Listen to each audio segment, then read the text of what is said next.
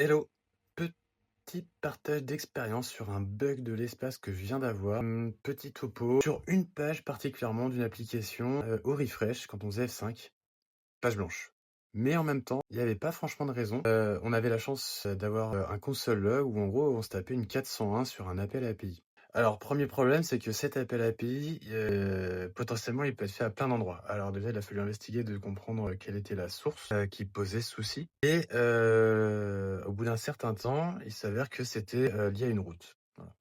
Alors, je suis pas très étonné parce que souvent dans la navigation, quand on se prend une page blanche, c'est souvent lié à un resolver. Quand tu as un resolver qui renvoie pas de réponse, souvent ça te mène à une page blanche.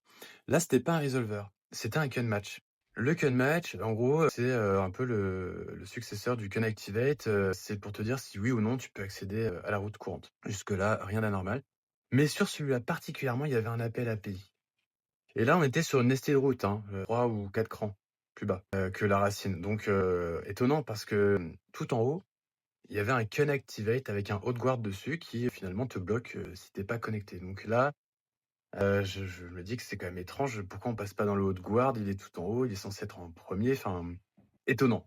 Après quelques investigations, de la documentation, tout ça, il s'avère que les CunMatch sont exécutés en premier. Et donc mon hot-guard, qui lui était dans un CunActivate, n'était pas exécuté au bon moment. Il était exécuté après, enfin du coup pas exécuté, parce qu'il y avait la 401 du CunMatch qui pétait, qui cassait la navigation. Voilà, donc ça m'a pris quelques heures à corriger ce truc. Du coup, j'espère que ça pourrait épargner à quelques heures à d'autres personnes. À noter que la solution que j'ai trouvée la plus simple et la plus propre finalement, ça a été de passer le CunActivate avec le hot-guard en classe en CunMatch avec une function à la place de la classe. Voilà. Derrière, c'était un service Keycloak Angular qui permet de savoir si on est logué ou pas. Donc dans tous les cas, ça fait exactement la même chose. L'avantage est que mon CunMatch tout en haut est exécuté en premier et donc permet de bloquer les éventuels appels API plus bas tant que je suis pas connecté. Voilà, à plus tard. Et si tu as aimé ou que ça t'aide, n'hésite pas à t'abonner.